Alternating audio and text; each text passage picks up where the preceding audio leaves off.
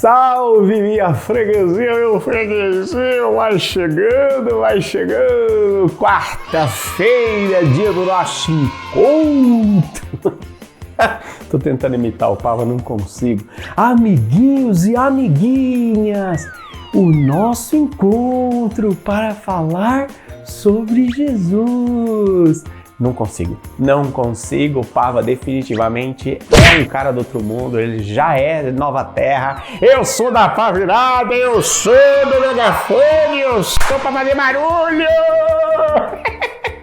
Sejam todos muito bem-vindos, essa é a quinta aula do nosso módulo sobre o Sermão das Montanhas. Nós estamos fechando o estudo do epicentro do ensinamento de Jesus, da doutrina de Yeshua, do código moral, do grande investimento que ele faz, como que lançando a pedra fundamental da Nova Terra, a pedra fundamental do projeto de transição planetária.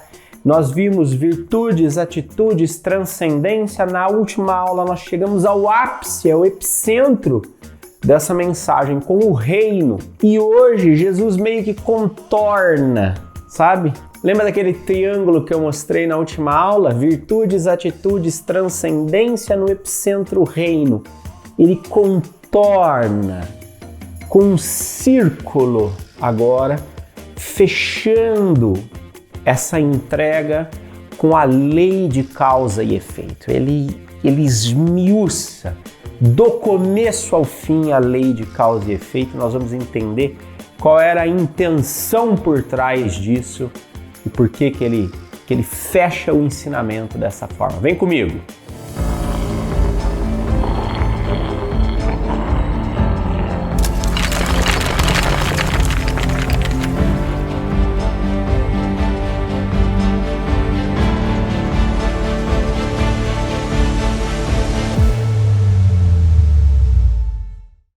Muito bem, então nós estamos no final do capítulo 7 e eu vou convidar você a acompanhar comigo a leitura desse trecho. Eu vou fazer diretão, depois nós vamos pegando as chaves, que aí fica mais fácil, né? Então vamos lá, vê aí comigo em tela. Ó. Não julgueis para não ser julgados, pois o julgamento com que julgais sereis julgados, e com a medida com que medis sereis medidos. Por que reparas no cisco que está no olho do seu irmão, quando não percebes a trave que está no seu? Ou como poderá dizer ao teu irmão, deixa-me tirar o cisco do teu olho, quando tu mesmo tem uma trave no teu? Hipócrita! Tira a primeira trave que está no teu olho, então verás bem para tirar o cisco do olho do teu irmão. Não deis aos cães o que é sagrado, nem atireis as vossas pérolas aos porcos, para que não as pisem, voltando-se contra vós, vos estraçalhem. Pedi e vos será dado, buscai e achareis, batei e vos será aberto. Pois todo aquele que pede, recebe, e o que busca, acha, e ao que bate, se abrirá. Quem dentre vós dará uma pedra ao seu filho se esse lhe pedir pão? O que lhe dará uma cobra se lhe pedir um peixe? Ora, se vós que sois maus, sabeis as coisas boas aos seus filhos, quanto mais o vosso Pai que está nos céus dará coisas boas aos que lhe pedirem. Tudo aquilo, portanto, que quereis que os homens vos façam, fazei-o vós a eles, pois esta é a lei e os profetas. Entre pela porta estreita, porque largo e espaçoso é o caminho que conduz à perdição, e muitos são os que entram por ele. Estreita, porém, é a porta e apertado o caminho que conduz à vida, e poucos são os que o encontram. Guardai-vos dos falsos profetas, que vêm a vós disfarçados de ovelhas, mas por dentro são lobos ferozes. Pelos seus frutos os reconhecereis. Por acaso colhem uvas dos espinheiros ou figo dos cárcudos? Do mesmo modo, toda árvore boa dá bons frutos, mas a árvore má dá frutos ruins. Uma árvore boa não pode dar frutos ruins, nem uma árvore má dar bons frutos. Toda árvore que não produz bom fruto é cortada e lançada ao fogo. É pelos seus frutos, portanto, que os reconhecereis. Nem todo aquele que diz Senhor, Senhor entrará no reino dos céus, mas sim aquele que pratica a vontade do meu Pai que está nos céus. Muitos me dirão naquele dia: Senhor, Senhor, não foi em teu nome que profetizamos, em teu nome que expulsamos demônios, em teu nome que fizemos muitos milagres? E eu lhes direi: eu não vos conheci, apartai-vos de mim, vós que praticais iniquidade. Assim, todo aquele que ouve essas minhas palavras e as põe em prática será comparado ao homem sensato que construiu uma casa sobre a rocha. Caiu a chuva, vieram as enxurradas, sopraram os ventos e deram contra aquela casa, mas ela não caiu, porque estava alicerçada na rocha. Por outro lado, todo aquele que ouve as minhas palavras, mas não as pratica, será comparado ao homem insensato que construiu a sua casa sobre a areia. Caiu a chuva, vieram as enxurradas, sopraram os ventos e deram contra aquela casa, e ela desmoronou, e grande foi sua ruína. Aconteceu que, ao terminar Jesus essas palavras, as multidões ficaram extasiadas com o seu ensinamento, pois lhes ensinava com autoridade, não com os escribas. Ao descer da montanha, seguiram-no multidões numerosas. Veja, gente, isso é para fazer o fechamento, né? Você vê que Jesus, assim, ele tem bem a cara do círculo escola, né? Porque aqui a gente fala assim, agora para finalizar, e você já fala, vai ter mais uns 50 minutos de aula, mais ou menos. Mas olha, o que acontece? Gente, são várias coisas, várias falas, mas existe uma linha em comum entre tudo isso que ele falou, entre tudo isso que ele apresentou nessa aula, e essa linha comum, na verdade, é a lei de causa e efeito. Esse momento é um tratado, o tratado da lei de causa e efeito é o Mateus, esse evangelho de Mateus, o capítulo 7. Ali, Jesus mostra todas as facetas da lei de causa e efeito. Todas as facetas da lei de causa e efeito. Então veja, ele começa com virtudes que nascem aqui, do meu mentalismo, não é? Da minha mente. Depois essas virtudes são levadas às atitudes, não é? Através da prática do mentalismo no princípio de correspondência. Então o que está em cima é como o que está embaixo. Então eu começo a agir de acordo com aquilo que eu penso, atitudes, não é? E aí eu vou para o transcendência, eu vou para além disso, através da vibração, através dos ciclos, eu começo a contemplar realmente que eu faço parte de um universo muito maior, que moro dentro do Deus que mora dentro de mim, não é? Todo esse conjunto de ensinamentos é agora circunscrito, ele é circulado pela lei de causa e efeito. Por que pela lei de causa e efeito? Isso é muito importante você entender. Primeiro ponto, que é o que você vê aí no slide comigo, a lei de causa e efeito, a lei opera para muito além daquilo que é visível e observável em todas as dimensões do universo criado. Mas nós que estamos no espaço e no tempo sujeitos à ilusão, temos a impressão de que nós somos prisioneiros da lei de causa e efeito. A impressão que nós temos é que nós somos réus condenados pela lei de causa e efeito a sofrer os efeitos por conta da cagada que nós fizemos em causas que nós não lembramos. Aquela coisa, né? O sujeito nasce meio com os olhos meio torto, uma coisa meio lá, fala babando, não, mas ele fala assim babando porque na outra encarnação ele era cachaceiro e não sei mais o que, de tanto tomar cachaça que dava água na boca dele. Nessa vida aqui ele nasceu com essa mania de babar nos outros enquanto fala, para lembrar que não pode ter água na boca quando pensa na cachaça. E aí a gente vive uma vida de miséria, justificando todas as desgraças, toda a pobreza de realização da nossa vida, dizendo: pois é, né? Lei de causa e efeito, né? Isso eu faço assim, porque naquela outra vida eu era uma bruxa que fazia mal para as pessoas. O espiritualista adora falar que foi bruxa na outra vida. Ai, porque eu, sabe, né? Eu fui bruxa na outra vida, então nessa vida eu não aguento nem ouvir falar de Jesus, que já fui queimada viva. Olha, eu vou falar pra você, viu? O percentual de gente que foi queimada, que reencarnou, fica meio desconfiado, sabe?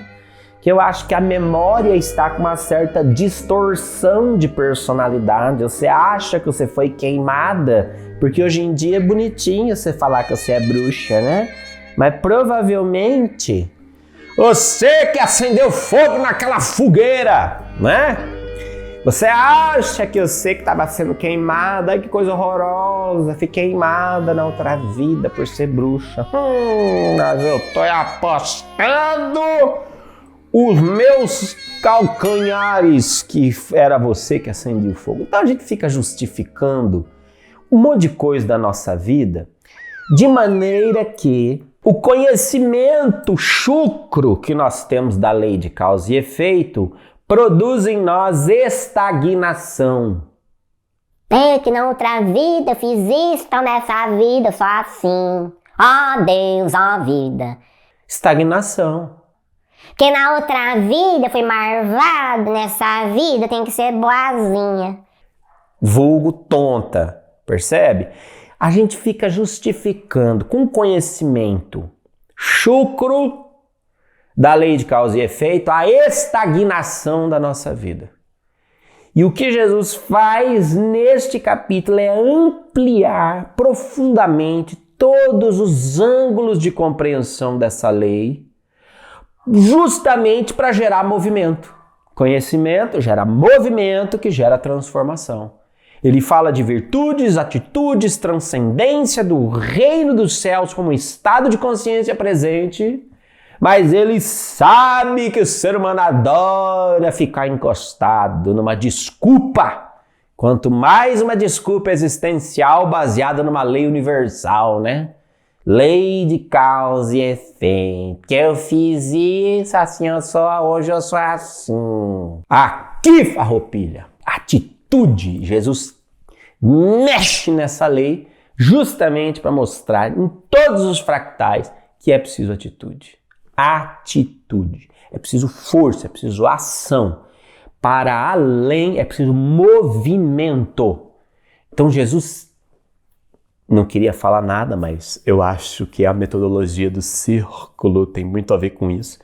Jesus fecha o quadro de conhecimento, colocando todo mundo em movimento. É o que ele faz ao fazer esse tratado sobre a lei de causa e efeito. Ele fecha o ciclo do conhecimento e abre o ciclo do movimento. Ação. Para de dar desculpa. Para de justificativa. Para de nhenhenhé. Para de mimimi kármico. Para. Age. Agora. Vai. Percebe? Vai. Ele bota todo mundo em movimento. E sai andando depois, né? Você viu? Desceu a montanha e saiu pro mundo. E a turma foi atrás dele. Porque conhecimento gera movimento. Beleza? Ouviram? Ouviram? Então tá bom. Vamos pra vida. Vai. Acabou. Conhecimento gera movimento. Se não gerar movimento, não gera transformação. Percebe? Nós no círculo, curiosamente falando, de 2017, do inverno de 2017 a 18, de 18 a 19, de 19 a 20, né? 3 anos, vivemos o primeiro triênio do círculo, que foi um triênio bastante, onde toda a política espiritual no círculo era voltada para o pilar conhecimento. Do inverno de 2020, 21, 22, até o inverno de 2023, nós estamos sob a égide, sob a política espiritual do movimento. Por isso nós estamos fazendo tanto encontro, a gente se junta, a gente faz. Não é que nós deixamos de falar de conhecimento, não. A tríade é sempre perfeita, mas existe uma política, um fluxo espiritual para que nós estabeleçamos agora as bases de movimento. Movimento. Vamos para a vida, empreendedorismo exoconsciente, cocriação, os eventos, oficina de mediunidade com autonomia, né? Programas de mentoria em grupo. Tudo isso nós vamos fazendo para fortalecer o movimento. A partir do inverno de 2023, nós entramos no triênio da transformação. Então esse movimento vai ser chamado a produzir transformação. É aí a política espiritual, a força espiritual, a égide da nossa egrégora, começa a consolidar esse terceiro pilar. Nós vivemos ciclos de triênios, né? 3 triênios. A cada 9 anos nós vamos repetir isso no círculo. Esse é o planejamento espiritual da nossa egrégora, não é? Então, veja como Cristo, ele amarra conhecimento e starta movimento. E starta movimento, tá? Então, o primeiro ponto. As tretas do julgamento, né? Não julgueis para não ser julgado. Que é que você está querendo tirar a trava do olho do teu irmão, né? O cisco do zóio do teu irmão, se você está com uma trava dentro do teu, aquela coisa toda. Mas qual que é a chave para a gente compreender isso? Primeiro ponto, né? Você não, parece que Jesus está dando um conselho tosco que não tem nada a ver, mas ele está... E aqui entra a chave de compreensão, veja comigo no slide. A primeira chave é a complexa rede de causas para um efeito visível, tá?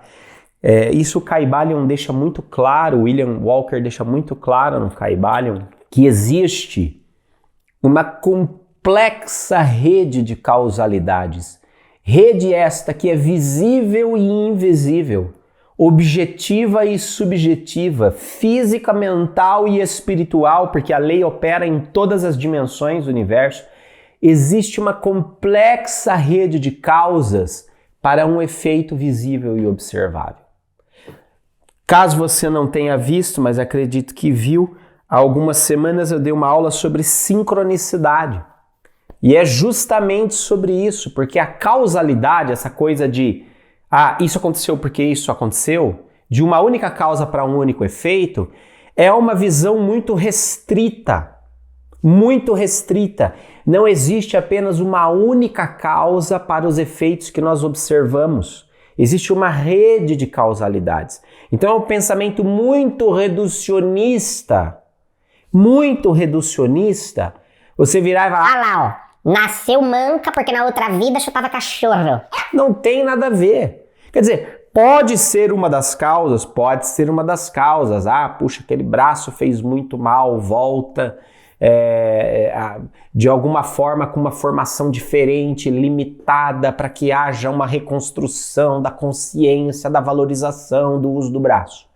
Pode ser. Como também pode ser, por exemplo, o Frutuoso, o Dr. Frutuoso fala da consciência que ele ganhou em interação com o Dr. Frederic, de que ele usava instrumentos de tortura na Inquisição Espanhola e que hoje ele era um cirurgião, não é? A área dele é oncologia, então ele é um cirurgião, ele tem ali que ressignificar aquela habilidade. Então percebe? Mas por que ele voltou assim e a outra voltou sem braço? Os dois eram companheiros. Você percebe? Uma única causa não justifica um efeito. Existe uma rede de causalidades, não é? Tá, mas o que isso tem a ver com julgamento, Juliano? Tem tudo a ver com julgamento, criatura, porque quem é você na fila do pão cósmico para dizer, para deferir, para julgar e condenar um efeito que está vendo? Quem é você na fila do pão cósmico? Não significa, veja aí do lado comigo, que não se possa percorrer ou mencionar a atitude alheia, entendeu? A questão é a motivação e a empatia envolvidos nesse ato. Então também não é que é para virar uma moral e falar assim, para de falar do outro, não pode falar do outro, não pode comentar do outro, não pode nem olhar para o outro. Calma, meu Deus do céu. Claro que você pode percorrer a atitude alheia. Claro que a gente pode conversar sobre as outras pessoas, não? Que graça tem a vida se tiver uma fofoquinha, né? Se tiver uma prazinha. Claro que pode percorrer. Claro que você pode conversar. A questão não é essa. A questão é a motivação e a empatia envolvidos, né? Nós estamos falando o tempo todo sobre pessoas, sobre eventos, sobre o que aconteceu e tal, né? O tempo todo. A questão é a intenção por trás disso. A questão é a empatia por trás disso, né? Empatia por trás disso. É se colocar no lugar do outro, é entender, é tentar procurar a motivação do outro. E tratar isso com muita misericórdia. Tratar isso com essa consciência de que existe uma ampla rede de causas para os efeitos. Então não dá para você dizer, é isso ou é aquilo. Só tem direito de dizer se é isso ou é aquilo se você estiver exatamente no lugar daquela pessoa e tiver uma consciência do tamanho da consciência de Deus que abarca todas as causas de todos os efeitos. Aí você pode dar uma opinião definitiva sobre alguma coisa, sobre a atitude de alguém. Tirando isso, entende? Você mal consegue dar uma opinião sobre as suas atitudes. Por isso que aquela coisa do, olha, tira a primeira trava do teu olho, a gente mal consegue dar uma opinião. Gente, tem coisa que eu faço que eu não sei porque eu faço. Aquela coisa que Paulo Apóstolo fala, eu penso no bem que eu quero fazer e faço o mal que eu não quero fazer. Mas eu não quero fazer, mas acabo fazendo. Eu não sei porque eu faço o que eu faço. E aí? Você não sabe nem por que você faz o que você faz, você quer dar opinião sobre por que o outro fez o que fez. Quer dizer, é uma pretensão. É uma pretensão absurda. Claro que isso não tem nada a ver também com a gente ser cúmplice, né? Tá vendo que uma pessoa tá fazendo uma coisa criminosa. Porque o Posati disse que eu não posso julgar o outro. Ô, Anta, você tá fazendo uma coisa, o sujeito tá fazendo uma coisa criminosa na sua frente, você não vai fazer nada, você é cúmplice desse crime. Não confunda melancolia profunda com melancia na bunda. Não confunda. Uma coisa é a cumplicidade em atos criminosos. Existe um parâmetro físico, objetivo. Entende? Existe um parâmetro físico objetivo. Você está vendo que o sujeito está pulando o muro da casa do outro.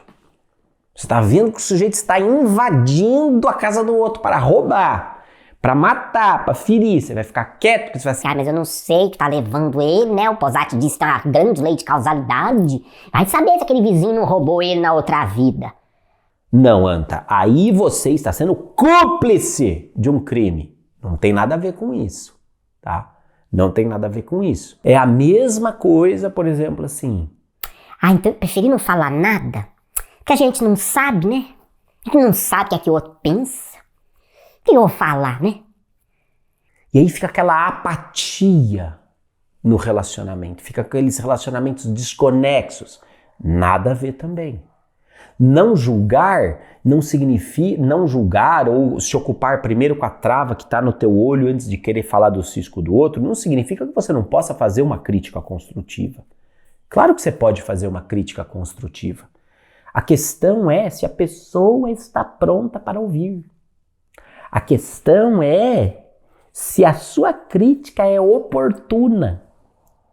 E se ela está validada pela realidade ou pela sua implicância. Percebe? Porque a gente tem que partir do pressuposto que o Yogananda fala assim numa frase que eu achei muito bonitinha: o pecador é apenas um filho de Deus acometido pelo erro, cuja divindade é momentaneamente eclipsada pela ignorância. Quer dizer, essa pessoa que eu vou fazer uma crítica, essa pessoa que eu estou vendo, essa pessoa é um ser divino. Deus mora dentro dele, ele mora dentro do Deus que mora dentro dele. Entende? E essa presença pode estar eclipsada por erros, por cagada, por imaturidade, etc e tal. Então eu tenho que partir desse lugar de empatia que nasce da autoconsciência das minhas cagadas para poder falar com o outro.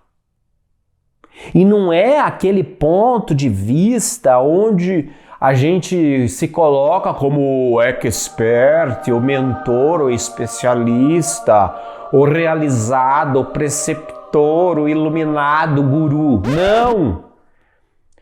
É daquele ponto de vista que fala, filho, eu acho que você está fazendo cagada, porque eu também faço essas cagadas às vezes, mas às vezes eu de fora vejo melhor as suas cagadas que as minhas. Mas será que você não está fazendo uma cagada aqui? Será? O que está te levando a motivar? Me conta um pouco mais as causas que estão levando a esse efeito que eu estou observando. Tem alguma coisa que eu não estou vendo, porque eu estou um pouco preocupado com você, porque quando eu fiz isso, eu acabei me estrepando. E eu acho que talvez pode ser que você se estrepe. Você percebe? É uma conexão empática. Ela nasce de um lugar de quem oferece vulnerabilidade para falar da vulnerabilidade do outro. Não nasce de um lugar hipócrita, farisaico. Entende? onde eu controlo a vida do outro de um lugar superior. Você está errando, baby. Não é assim que se faz, porque a vida não é assim. Ouça da minha sabedoria. Percebe? Esse lugar é um lugar merda, é um lugar ruim. É um lugar que não faz sentido. Não faz sentido porque ele não é fraterno, porque ele não é sincero, porque ele também não é vulnerável. Porque ele não percorreu as causas e os efeitos em si mesmo. Entende? Porque ele não nasce. Você só consegue criar um ambiente onde as pessoas se sintam seguras para serem vulneráveis, para receberem críticas, para partilharem as suas dores, quando você oferece disso. Causa, efeito. Se eu ofereço a crítica de um ponto de vista hipócrita, o que eu vou receber é ironia. Causa e efeito. Eu ofereço hipocrisia, eu recebo ironia. Causa e efeito. Agora, eu ofereço vulnerabilidade e empatia, eu recebo vulnerabilidade e empatia. Causa e efeito. Causa e efeito.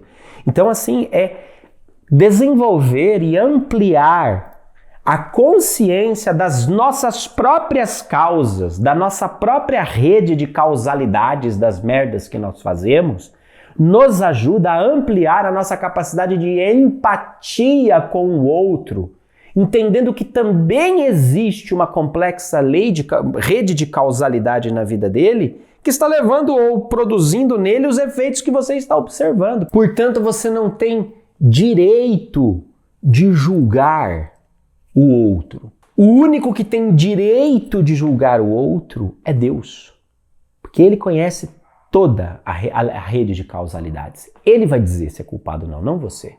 Agora, à medida que eu sempre digo que o outro é culpado, eu estou oferecendo culpa, estou oferecendo julgamento.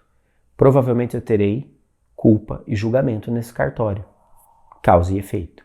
Segunda chave de compreensão para a gente entender é a medida da nossa consciência.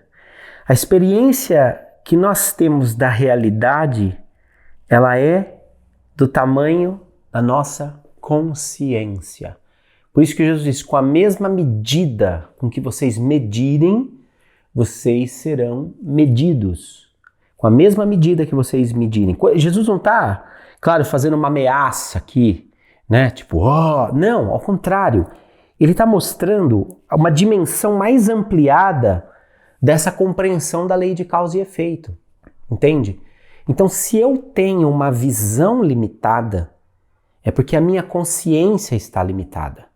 Então, a minha visão limitada é consequência, é efeito de uma causa, que é a consciência limitada. Veja, se eu espio um ambiente através do buraco da fechadura, eu provavelmente vou ver só um pedaço daquele ambiente. Então eu não tenho condição de julgar aquele ambiente todo por aquilo que eu vejo do buraco de fechadura. Agora, se eu abro a porta, então eu vejo tudo o que tem. Olha, tá passando aqui o carro, olha lá, o carro do ovo, não é maravilhoso? Passa na rua aqui, é terrível. Alô, dona de casa, o cara parece essa voz de Silvio Santos, com M no final, passa na rua aqui, oferecendo, vai, dona de casa, chegou aqui o carro do ovo, vai, não fica acanhada, vem aqui, você olha assim, tem ninguém na rua, meu cara, ele acha aquilo o máximo, aquela buzina, né, irritando todo mundo em plena manhã, de manhãzinha, tá todo mundo dormindo ainda, mas ele tá se achando o máximo com esse carro invadindo. Eu acho esse tipo de propaganda anticonstitucional, porque eu não tenho opção de não ver. E eu toco buzina aqui, mas você tem a opção de pular, você tem a opção de não ouvir, você tem a opção de não assistir essa aula, você tem liberdade de escolha. Eu não tenho liberdade de escolha, o carro passa, eu tenho que esperar você terminar. Enfim, coisas de causa e efeito, né? Veja, a misericórdia do julgamento é do tamanho da consciência de quem julga, né? Então veja, nós somos do tamanho das coisas que nós pensamos. E aí vem aquela coisa, qual é a qualidade daquilo que eu penso? Porque aquilo que eu penso cheira, aquilo que eu penso emite vibrações, aquilo que eu penso, a forma como eu olho para os outros emite vibração. E essa vibração atrai coisas para mim. Percebe? Atrai coisas para mim. Então esse hábito, às vezes, que nós temos da maledicência, né? Tá vendo que a pessoa tá fudida, mas a gente tem... Todo mundo sabe que a pessoa tá fudida, mas a gente tem um gostinho de puxar aquela conversa, de dar aquela cotovelada e falar assim, fulana, hein? Nossa, gente, fiquei horrorizado. E é pra destilar aquele veneninho ali, né? Essa maledicência levou a gente ao vício de headline idiota que mantém a gente num lugar de mediocridade. Sabe o que é headline? Headline é, por exemplo, título de vídeo. As coisas que chamam atenção. Ó, filha, se você quiser ser youtuber, ficar famosa lá, que nem o Tava, que nem a Joyce Luiza, aquele rapaz lá que mexe com extraterrestre, você tem que botar o título que chama headline, você tem que fazer chamar atenção. Sabe o que é esse negócio do chamar atenção? É a popularização da maledicência. É tudo aquilo que agrada o espírito humano corrupto, degenerado, é o que está nos títulos do YouTube. Pode ver, é o que chama atenção. Vou te dar uma dica para isso, vou te falar aquilo, isso você não sabe, aquilo não sei o que. Cara, é a maledicência popularizada, virtualizada, percebe? É todo mundo ali julgando pela capa, julgando por aquilo que vê, né? E nós não conseguimos ampliar o tamanho da nossa consciência para ampliar o tamanho daquilo que a gente vê. Então quando Jesus fala, com a mesma medida que vocês medirem, vocês serão medidos, ele não está fazendo uma ameaça, ele está falando assim, aumente a medida. Expanda a consciência, expanda a sua capacidade de compreensão da complexa lei de causalidades, da complexa rede de causas. Expanda a sua consciência sobre as merdas que você fez, para que isso produza empatia, vulnerabilidade, misericórdia dentro de você ao olhar para o seu irmão, ao olhar para a pessoa que está do seu lado, ao criticar a pessoa que está do seu lado. Produza em você empatia, produza em você misericórdia, produza em você vulnerabilidade. Produza em você para que você tenha tato, para que você seja um ser humano ao tocar a alma de outro ser humano. Para que vocês se vejam no mesmo lugar e caminhem juntos. Desça do pedestal onde você está, porque você não é a última bolacha recheada da lei de causa e efeito. Desce daí, Jandira, desce daí. Vai de mãozinha dada com o outro que tá na merda, que ali é teu lugar. Para de querer bancar a última bolachona do cosmo que você não é. Hã? Tire a trave dos seus próprios olhos. Tire a trave dos seus próprios olhos. Gente, nós fugimos de nós mesmos com a novela. Nós fugimos de nós mesmos entretidos na novela da vida alheia. Essa é a questão. Claro que você já ouviu assim, que tudo aquilo que te irrita no outro, você tem também, é a sua sombra, aquela conversa de sombra. Ótimo, é verdade, mas eu acho que o buraco é mais embaixo. Eu acho que o buraco é mais embaixo. O que me irrita, que é um sentimento no outro, é a porta. Quando eu falo irritação, sentimento, é uma porta. Porta para onde? Dentro de mim. Eu estou irritado. Estou irritado por quê? Segundo aí o Marshall, da comunicação não violenta, se você se irritou, se você teve um sentimento, esse sentimento é a porta para uma necessidade. Se o sentimento é bom, a necessidade foi atendida. Se o sentimento é ruim, a necessidade não foi atendida, mas a necessidade é minha. Então, se alguma coisa me irritou no outro, o sentimento é negativo, é porque alguma necessidade minha não foi atendida. E o outro não tem nada a ver com isso. Não, mas é que ela é irritante, certo? Ela te irrita, eu estou percebendo que você está irritada, mas por que te irritou? O que você precisava que acontecesse para que você não ficasse irritado? O que é que você precisava? Que teve uma necessidade que não foi atendida. Então, quando Quando você começa a entender que todo sentimento que você sente não é culpa do outro, mas ele é uma porta para uma necessidade oculta com a qual você não entrou em contato ainda, mas é uma necessidade sua, você começa a perceber que para ocultar essa necessidade, para que ninguém perceba que você tem essa vulnerabilidade, você começa, obviamente, né, querido, a dar significado para as atitudes dos outros. Tá? Mas é porque ela me irrita, porque quando ela faz isso, ela tá me causando, ela tá acabando comigo, porque ela que fica me irritando, ela faz isso de propósito, ela quer me tirar do eixo, ela quer me deixar louca, ela, sempre é culpa da outra, sempre é culpa do outro. Criatura, qual é a sua necessidade? Todas as relações que nós temos com as pessoas e os sentimentos que despertam em nós não são culpas das pessoas. Quem é que sente? Você. Não é você que sente? Você que sente. Se é você que sente, quem controla esse sentimento? É o outro? Não, é você. Não, mas é ela que me irrita. Não, não é ela que te irrita, é você que se irrita com ela. E você se irrita com ela, você se irrita. Você se aborrece, você se magoa. Quando a gente começa a perceber que nós estamos no domínio dos nossos sentimentos, quem controla os nossos sentimentos somos nós, não são eles que deveriam nos controlar, nós deveríamos controlar os nossos sentimentos. Nós estamos no controle dos nossos sentimentos. Quando nós estamos no controle dos nossos sentimentos, nós tiramos a responsabilidade do outro. Não é o outro que me irrita, não é o outro que me estorva, não é o outro que me acusa, não é o outro que me culpa, não é o outro que me ofende. Sou eu que me ofendo com o outro, sou eu que me irrito com o outro, sou eu que me sinto deprimido com o outro. Mas percebe? A escolha do sentimento é minha. Isso nós deveríamos dominar, isso está sob o nosso domínio. Mas a pessoa pentelha, beleza? Pode até ser verdade, a pessoa pentelha, mas você não tem como mudar isso. Você tem controle sobre a pentelha? Não tem. Você não pode abrir a pessoa, da cabeça da pessoa, e instalar um aplicativo lá, aplicativo de conveniência, instalado com sucesso. Aí fecha, a pessoa deixa de ser pentelha, passa a ser conveniente. Tem, a gente volta um pouco para o estoicismo de Epíteto, entende? O que eu controlo e o que eu não controlo. Eu controlo o meu mundo interior, eu controlo os meus sentimentos, eu controlo a forma como eu me sinto com o mundo.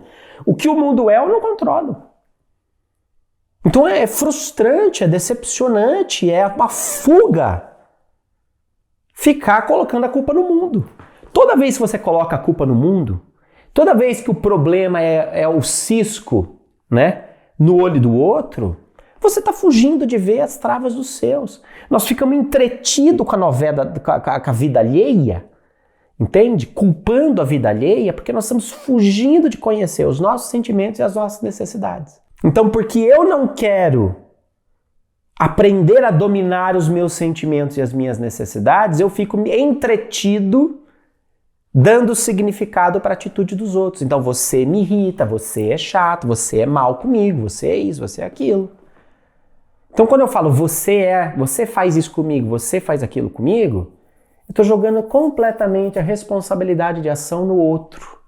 E fico deitado eternamente em berço esplêndido esperando que a nossa relação melhore. Mas as relações, elas são gatilhos que nos levam ao nosso mundo interior. Então pare de fugir do seu mundo interior. Pare de fugir de entrar em contato com as suas necessidades. Olhe para as suas necessidades. Olhe para os seus sentimentos. E assuma a parentalidade deles. Esse sentimento é teu filho, essa sua necessidade é sua, é seu filho. Nutra, eduque, cuide dele, amamente ele. Para de fugir do teu sentimento. A gente não pode ser ninguém segura esse bebê com os sentimentos nossos. Não pode querer ficar jogando pro outro, é seu, cuida. É seu, cuida, encara. Decide, educa. Eu não educo o filho dos outros. Eu educo meu filho. Para de querer jogar o teu filho no colo dos outros. Eduque você. Para de querer jogar os seus sentimentos no colo do outro. pare de querer jogar suas necessidades no colo do outro. É seu, cuida, é seu, eduque. Toda vez que o outro causar, ou que o outro aparentemente causar uma irritação em você, saiba, a irritação é sua, não é dele. Ah, mas ele é irritante. Tudo bem, ele pode ser irritante e sobre isso você não tem controle. Agora, o fato de você se irritar com ele, sobre isso você tem controle. Resolva a trava que está no seu olho. Por que esse sujeito me irrita? Por que esse sujeito me desafia? Por que ele me magoa? Por que eu estou transferindo esse poder para ele? Ah, é porque ele me trata, ele me desvaloriza. Ele que te desvaloriza? Nossa, que poder que ele tem, né? De auferir significado e valor para você. Uau, hein? Agora, claro, tem um ponto aqui interessante, né? E quando a nossa vida vira Netflix de desocupado? Aquela coisa, Jesus falou, para de querer ficar cuidando do cisco do olho do irmão, cuida da trave que está no teu, quer dizer, pega teu sentimento, pega tua necessidade, cuida de você. Olha para isso, não joga no colo do outro. Não culpa o outro. Não fica fugindo do seu mundo interior querendo resolver a treta do outro, porque não é ele que vai resolver, é você, é seu mundo interno, é isso que está sob seu controle, legal. Mas e quando a nossa vida vira o Netflix dos desocupados? A novela do desocupado. O desocupado adora falar de você, falar mal, falar bem, e tudo é um fuxico, tudo fala do seu nome. E aí, o que você faz? Né? Tudo te criticam, tudo te falam. Cara, preparando essa aula, eu vi uma frase do Maurício Benvenuti que eu falei, cara, antídoto. Olha que frase linda. Não deixa o barulho de quem te conhece 1% da sua realidade influenciar as suas escolhas. Lei de causa e efeito. Quem é esta pessoa na fila do pão da minha complexa rede de causalidades para falar? Para fazer tanto barulho, para dar tanto palpite na minha vida. Quem é esta pessoa? Entende? Quem são essas pessoas que estão falando tanto de você? O que elas conhecem de você? Será que elas conhecem 1% da sua realidade, que nem o Maurício colocou nesse pensamento dele? Eu duvido. Eu duvido, porque eu acho que a rede de causalidades é muito mais complexa que isso. Então, assim, se essas pessoas que estão aí ligadas, fazendo da tua vida um seriado de Netflix da desocupação existencial delas, se ocupam em criticar, falar, dar opinião e não sei mais o que, sobre as suas escolhas e as suas decisões, quando elas não conhecem nem 1% da complexa rede de causalidades que levam você a agir como você age, por que você vai dar audiência para este tipo de coisa? Mais uma vez, meu bem, você não tem controle sobre o mundo externo. Você não tem controle sobre a mediocridade alheia. Se as pessoas estão ocupadas com a sua vida, ótimo! Deixa elas se ocuparem. Vai viver tua vida, não se preocupe com isso. Não fuja. Por que você está tão incomodado que elas falam de você? Por que você está tão incomodado que elas te julgam? Por que é tão importante para você ser aplaudido pelas outras pessoas? Por quê? Por que é tão importante para você que você agrade a todo mundo? Por que é tão importante para você que o seu índice de... Você está sendo candidato a presidente? Você precisa que a população aprove você? Porque a menos que você seja candidato a presidente, nós temos uma meia dúzia de pessoas aí que se encaixam nesse perfil... A aprovação popular não faz a menor diferença para tua vida. Então, meu caro, Activia com Johnny Walker, cagando e andando. Activia com Johnny Walker na sua vida. Activia, faça aquilo que você sente que você tem que fazer. Activia com Johnny Walker.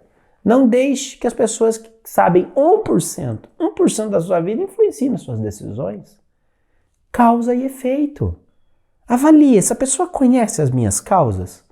Então ela não tem direito de julgar os meus efeitos. Nem os meus efeitos, nem os meus defeitos. Porque ela não conhece as minhas causas. Quem não conhece as minhas causas não tem direito de julgar os meus efeitos e os meus defeitos. Então, Activia e Johnny Walker. Pérolas aos porcos, chave 4.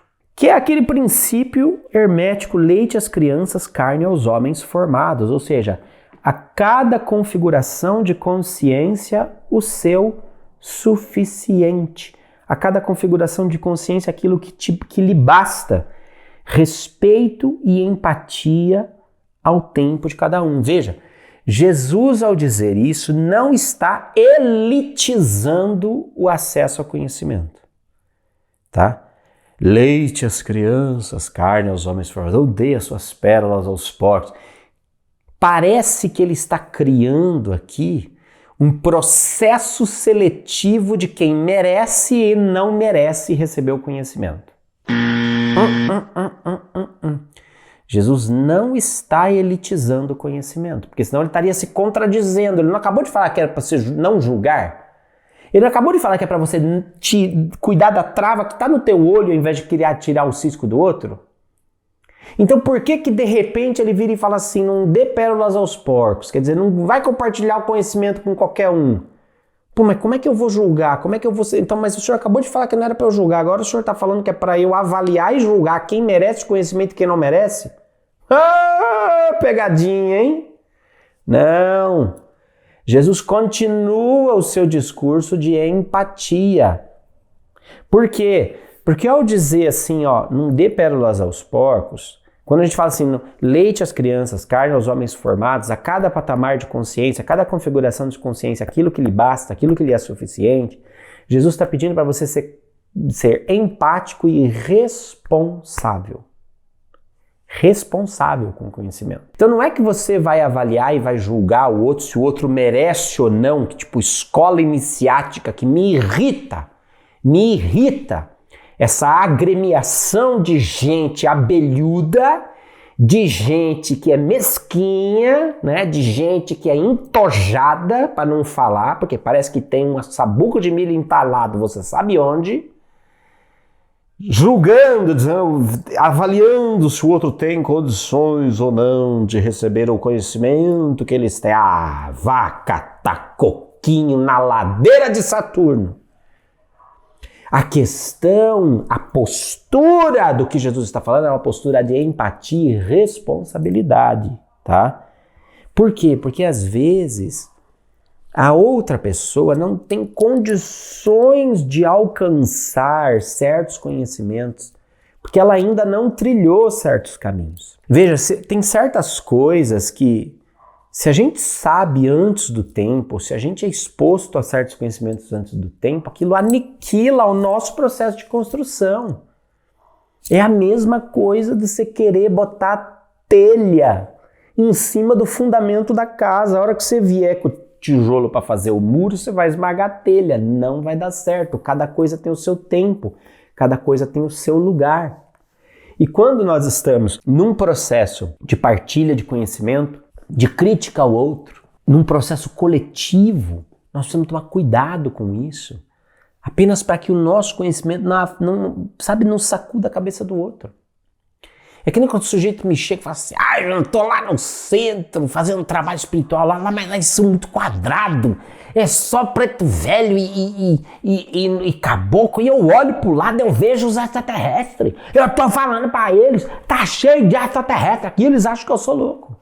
Foi assim, ô filho, vamos ter uma conversa aqui que é o seguinte, mas eu senti no meu coração que eu tinha que falar, que eu tava vendo, e eu falo assim, tá, você sentiu no coração que você tinha que falar, mas você perguntou se eles sentiam no coração dele que eles tinham que receber, né? Não, mas eu senti no meu coração que eu tinha que falar, Posati. E o outro, sentiu no coração dele que ele tinha que receber? Porque se o outro não sentiu no coração dele que ele tinha que receber, você tem que engolir o que você sentiu de falar. Porque não vai ajudar o outro. Vai aniquilar. Se o outro não está sentindo de receber, não é você que tem que sentir de dar, meu filho. Você tem que dar para quem quer receber. Percebe? Né? Tem que ter tido match. Não é assim. Porque senão você está desperdiçando, o outro não vai te entender, vai dar treta, vocês não vão falar a mesma língua, vai ser um problema. Então toda vez que você pensar assim, ai, mas eu senti que eu tenho que falar para ela isso. Tá bom, tá ótimo, guarda no coração. Guarda no coração. A hora que ela sentir de receber, você entrega. Se ela não sentir de receber, você não entrega. E a vida dá sinais, sabe? Porque senão a gente vira os testemunhos de Jeová da nova consciência, é um inferno. A toda hora você sente de falar alguma coisa. Eu sinto de dar na cara de quem sente de falar toda hora, porque é um saco. Fiquei irritado. Sentimento. Por que me irrita a pessoa que quer falar toda hora? A pessoa que sempre sente de dar um palpite. Por que isso me irrita? Porque talvez eu tenho necessidade de privacidade, eu tenho necessidade de respeito com o meu tempo e com o meu momento. Eu valorizo o respeito. Valorização ao respeito do tempo meu, do tempo do outro, do tempo de cada coisa é uma necessidade que eu tenho. Então eu preciso que essa necessidade seja atendida. Quando eu encontro com uma pessoa que toda hora sente que tem que falar alguma coisa, eu sinto que eu quero dar na cara dessa pessoa. Porque ela está sendo inconveniente, está sendo a testemunha de Jeová da Nova Terra. Mas por quê? Porque eu tenho necessidade de respeito. Percebe? Puxei para mim de novo. Aconteceu aqui ao vivo, viu? Não estava planejado isso. Eu percebi, puxei. Opa, que necessidade é essa que eu tenho? Por que isso me irrita? Me irrita porque eu tenho necessidade de respeito ao meu tempo, ao meu momento. Então, quando aparece uma pessoa que me irrita, ao invés de eu querer dar na cara dela, eu vou falar, mana, é o seguinte, eu acabo ficando muito irritado com isso, porque eu tenho uma necessidade dentro de mim de respeito para com o meu tempo. Eu preciso de um tempo, eu não sou ágil, eu preciso pensar, eu preciso meditar, eu preciso chegar, sabe, a um estado onde eu consiga receber isso. Então você pode esperar o meu tempo? Você pode? Pode ser, você poderia esperar o meu tempo. E quando eu estiver pronto, eu vou te falar, porque eu vou estar pronto para receber aquilo que você tem para me dar? Legal, beleza. Então deu certo. Percebeu que ceninha engraçada, né? Eu me percebi irritado, porque realmente, nossa, me irrita mesmo. Eu fico muito irritado. Né? E aí falei, com esse pessoal que tem síndrome de oráculo, eu fico muito irritado com isso. Por que eu fico irritado? Eu vou investigar a minha necessidade. Que necessidade é essa? Eu tenho uma necessidade de tempo, de processar, de internalizar. Eu preciso de que esse tempo seja respeitado. Percebe? Então, quando eu tenho essa condição, eu posso dar clareza, né? Eu posso, entendi por que eu estou irritado com isso. Porque eu tenho necessidade. Então, a partir de agora, eu vou começar a falar para as pessoas. Não, pera, é que eu preciso processar as coisas.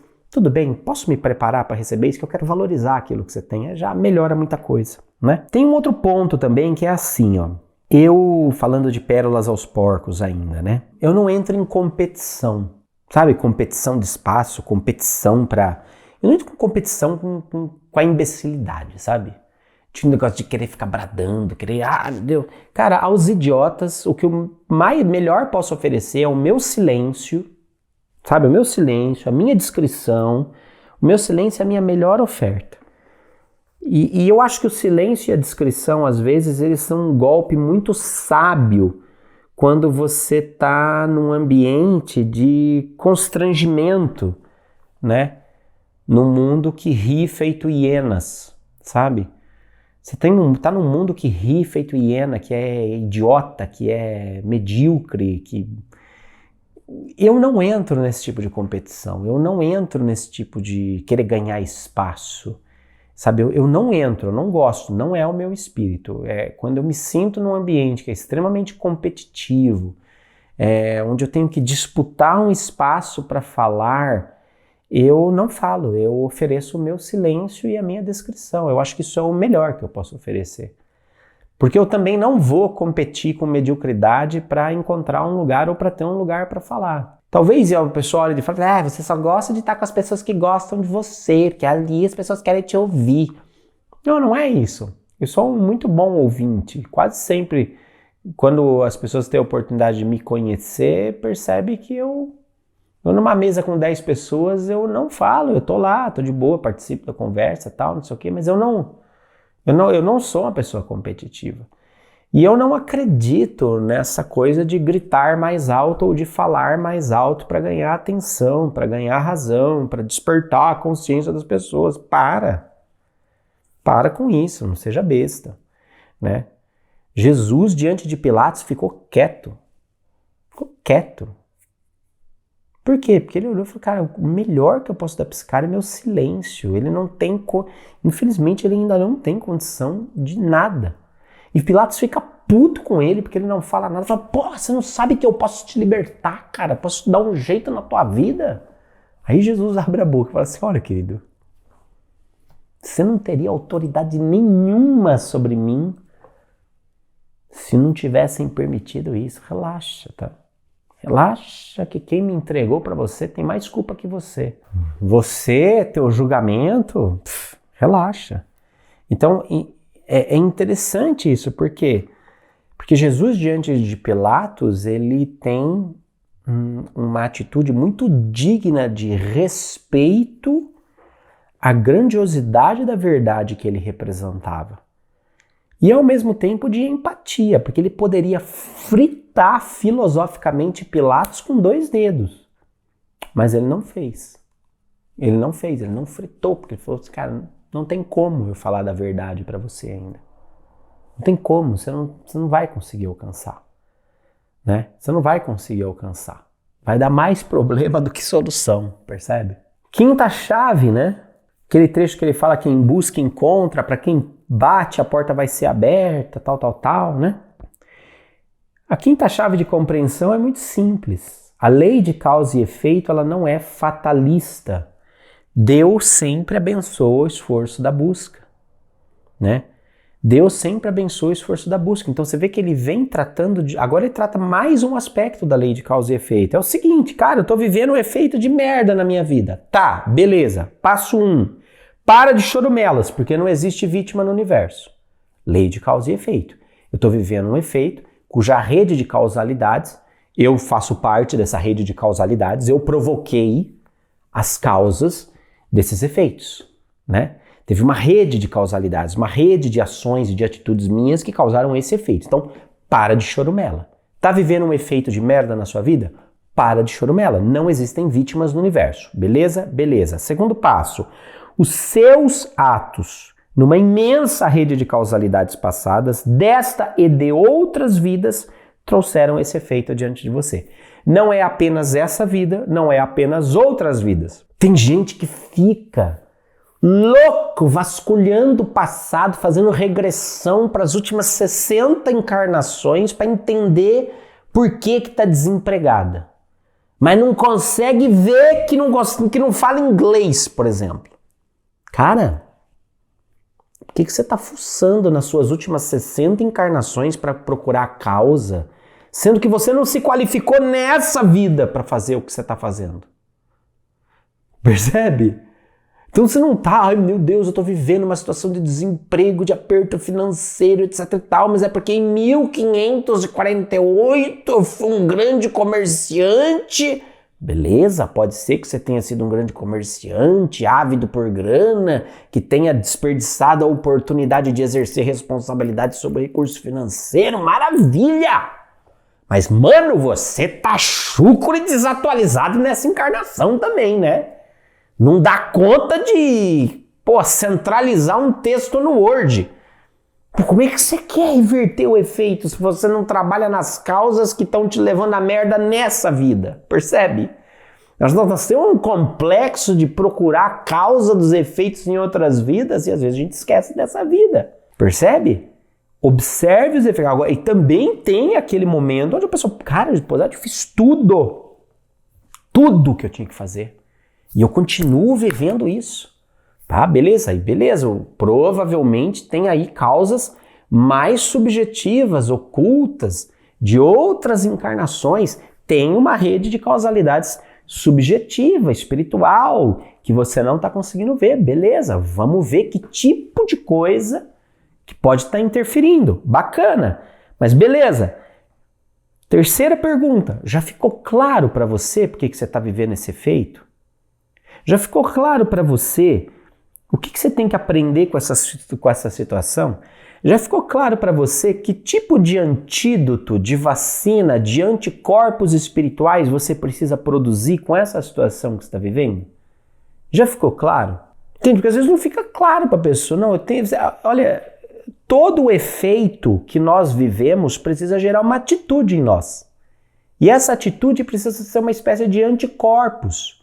Precisa ser uma espécie de antídoto, de vacina, para que a gente não repita as causas que nos colocaram naquele efeito. É isso. Então você aprendeu, você metabolizou espiritualmente o antídoto para essa situação merda que você está vivendo na tua vida? Beleza. Então tá. Dá para você mudar as causas que te colocaram nessa situação? Não dá. Mas você pode, a partir deste efeito, gerar uma causa melhor para colher um efeito melhor. Então é atitude, criatura. Peça, procure, bata, busque, age. É isso que Jesus está falando. Quem procura acha, quem pede recebe, quem bate se abre. Haja sobre os efeitos. Assimile o conhecimento das causas. Metabolize o conhecimento em você para que sobre os efeitos que você está vivendo, você produza causas melhores que trarão efeitos melhores. Lei de causa e efeito. Tudo que você quer do outro, faça você primeiro. É mais uma vez, ó. A gente fica querendo receber do outro. Para! Faz você! Toma uma atitude você! Se mexe, criatura. Se mexe, criatura. Passo a passo aqui, ó, desconstruído de lei de causa e efeito. Aí vem a porta estreita, né? Ai, que difícil, pousada. Claro que a porta é estreita. Claro que a porta é estreita. O mundo fora, ele é muito mais largo. A porta larga, ela é muito mais convidativa porque ela é a porta do mundo externo. Então, na porta do mundo externo, é muito mais fácil, eu culpo o outro. A responsabilidade é dele. Ela fez da minha vida um inferno. Ele que me machucou. Ela que me mandou embora. O governo que não resolve minha vida. A igreja que manipula as pessoas. Tudo, ó, você tem um universo de culpados quando você olha para fora. Por isso que o caminho é largo, é muito mais fácil. O caminho largo é o caminho externo, é o caminho de fora. Então você tem uma gama de culpados que você pode. Agora o caminho estreito é o caminho para dentro. E no caminho para dentro só tem um culpado, só tem um único responsável, que é você, querido. Não tem escapatória, não tem para onde correr. É aquilo que o Arthur Schopenhauer dizia, eu acho que é uma chave para a gente entender a porta estreita. O importante não é ver o que ninguém viu, mas pensar o que ninguém pensou sobre aquilo que todo mundo vê. E pensar dói. Pensar dói. O seio da manada é muito confortável, o seio da manada é seguro.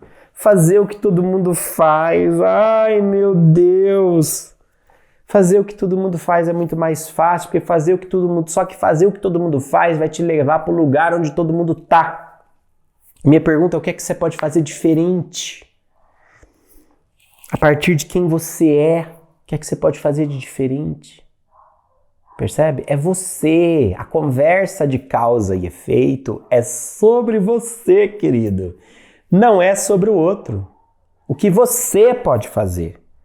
A gente está num mundo de fórmulas de sucesso. A gente está num mundo de passo a passo para ser um você que foi idealizado por alguém.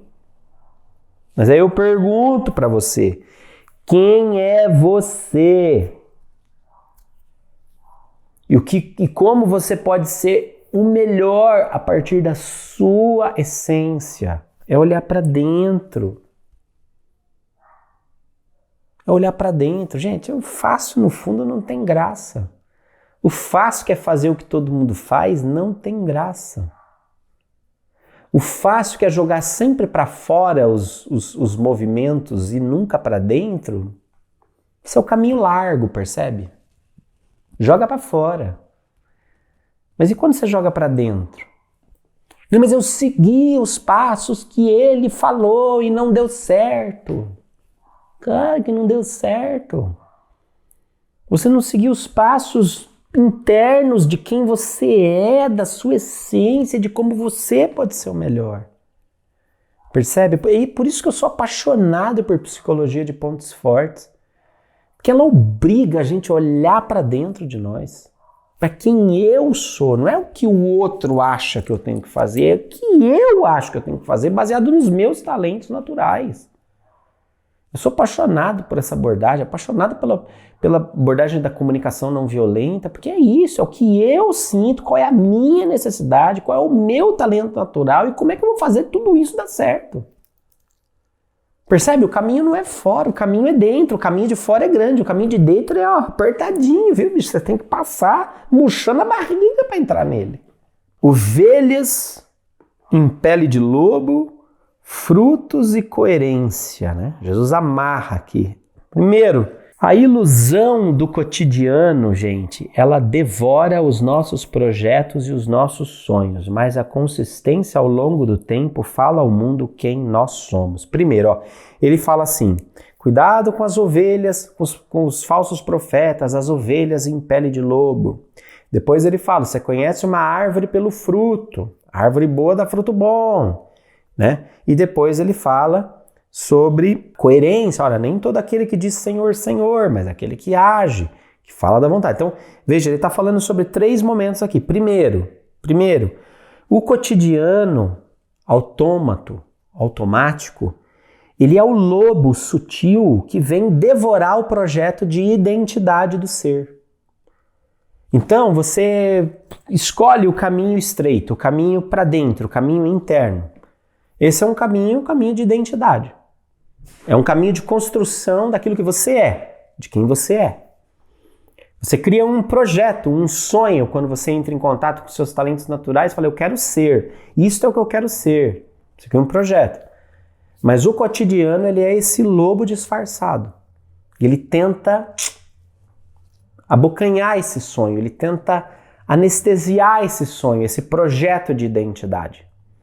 Então, quando você tem o risco de ter sutilmente no espaço-tempo esse lobo devorando o seu projeto de identidade, é que a gente precisa entender que o fruto do projeto de identidade ele vem com uma coisa chamada consistência. O grande fruto da identidade ele é percebido pela consistência.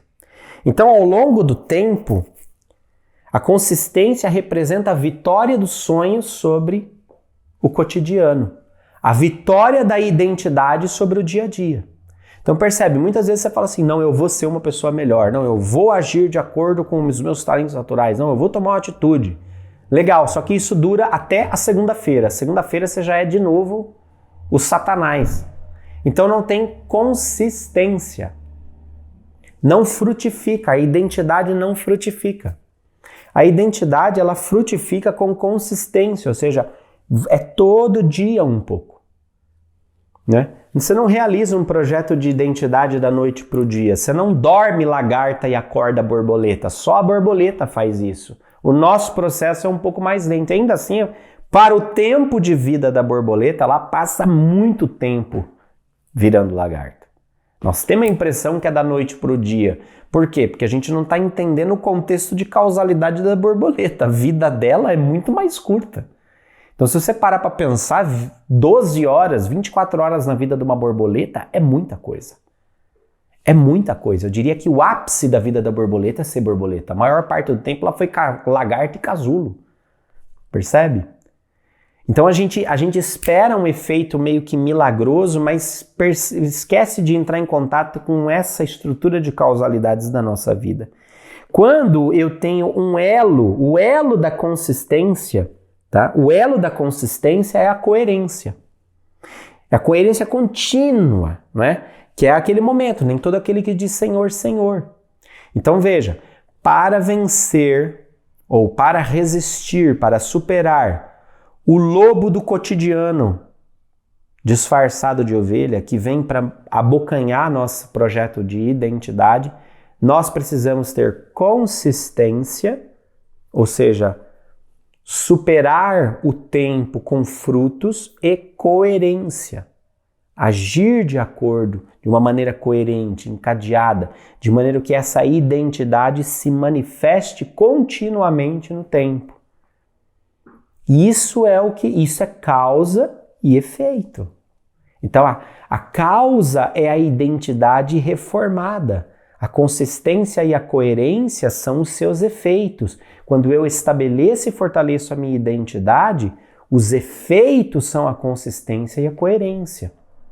Então, quando você olha para fora, você vê um cara, nossa, que maravilhoso, que tudo, que lindo, no dia seguinte sumiu, desapareceu, sei lá. É a mesma coisa, assim, eu olho para trás há 5 anos, né? Neste ano especificamente que eu estou gravando esse curso, o Círculo está fazendo 5 anos. O Círculo foi fundado em 2017, 1º de setembro de 2017. Eu olho para trás há 5 anos, as pessoas olhavam meio desconfiadas, né? O que é isso aí? Pá, não sei o quê. Cara, depois de 5 anos de trabalhos muito intensos, as pessoas já olham e falam assim, cara, que legal, hein? Realmente os caras fazem e fazem. E mata a cobra e mostra o pau. É causa e efeito, não? Eu tô vendo, olha, então... Imagina daqui 45 anos. Daqui 45 anos, o Círculo vai fazer um vídeo especial lembrando a história do Círculo. O Posati vai estar velhinho, com 85, velhinho nada, eu vou estar bem de pau duro, se Deus quiser.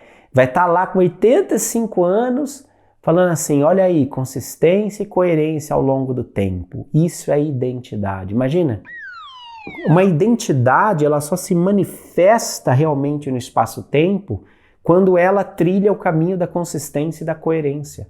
Causa e efeito. Causa e efeito, percebe? E é um ciclo que se retroalimenta. Daqui 45 anos a gente se vê, né? E aí ele fecha o discurso com a ideia da construção da casa, né? Construir a casa é um ato no tempo. Construção, ela é um ato no tempo. O que é a rocha?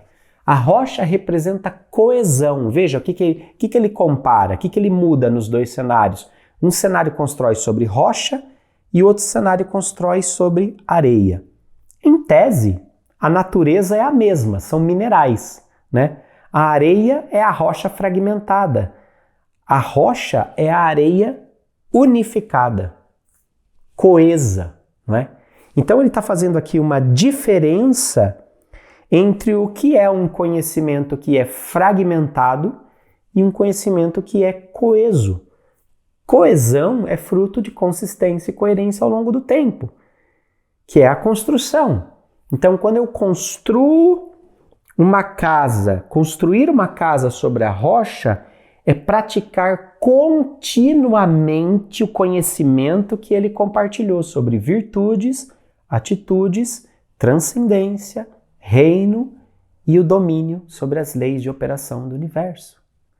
Quando eu pratico continuamente virtudes, atitudes, transcendência, a ideia da consciência, a ideia do estado de consciência sempre presente do reino, numa atitude de domínio das leis universais, eu estou construindo a minha casa sobre a rocha. Então veja, o que é que Jesus conclui aqui?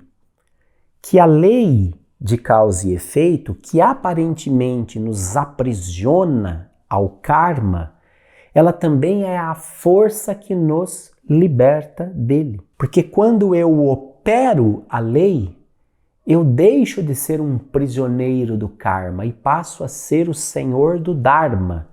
Eu passo a ser o propósito. Eu saio do pagamento da dívida com a construção de valor na realização do meu propósito. Do meu propósito. É como se Jesus estivesse dizendo assim, olha, vocês estão vivendo como escravos dos mecanismos que poderiam fazer de vocês deuses. A grande conclusão do Sermão da Montanha é essa. Olha, eu ensinei vocês sobre virtudes, eu ensinei vocês sobre atitudes, eu ensinei vocês sobre a transcendência. Eu mostrei para vocês o que é o reino como um estado de consciência presente. E eu concluo dizendo, vocês não são prisioneiros da lei.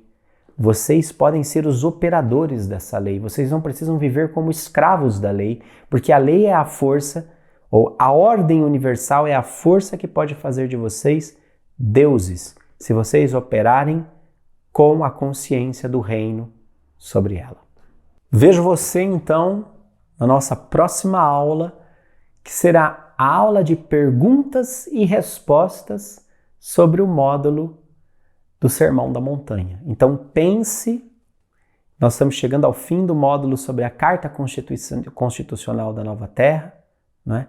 Pense sobre a Nova Terra, pense sobre o seu papel nessa terra, e coloque aqui as suas dúvidas, coloque assim, #pergunta, tudo em caixa alta, e mande, que na semana que vem o nosso encontro é ao vivo. Olha que beleza, hein? Estamos indo agora, caminhando para o fim do nosso curso. E você que tem nos acompanhado, fica aqui o meu convite. Agora, no mês de setembro, outubro, novembro e dezembro, nós temos 4 oficinas de mediunidade. Primeira agora em São Paulo, nos dias 10 e 11 de setembro, nós vamos estar no World Trade Center fazendo a oficina de mediunidade em São Paulo, sua segunda edição. Já está indo bem rápido, nós já estamos com o auditório bem cheio, mas então garanta a sua vaga, participe da oficina de mediunidade. Eu vou estar aí com vocês dia 10 e 11 de setembro. Depois, outubro, nós estamos em Belo Horizonte. Você aí de Minas Gerais, de Belo Horizonte, dos arredores, se organize para ir aí para a oficina de mediunidade em Belo Horizonte. Depois, em novembro, nós vamos para Brasília. Então, galera de Goiás, de Brasília, Distrito Federal, nós vamos estar aí com vocês, se organizem, avisem, comece a fazer divulgação, comece a avisar o pessoal para não ficar em cima da hora. E em dezembro, nós estaremos em Lisboa, tá bom? Primeiro final de semana de dezembro, nós estaremos em Lisboa, tá? O primeiro evento presencial que o Círculo realiza em Lisboa, em parceria com a Portugalux, nossos queridos Paulo e Paula, que estão lá em Portugal organizando tudo pra gente.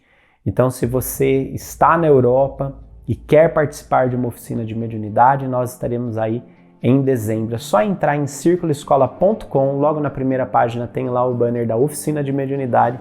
Você pode se encontrar com a gente para esse final de semana, que é um final de semana de vivência, de espiritualidade, de contato, de estar junto, de se abraçar, apertar a bochecha, matar a saudade e viver muito a espiritualidade de uma maneira livre. Então, entre no site do circuloescola.com e participe. Tchau, sempre avante que com essa coisa più importante.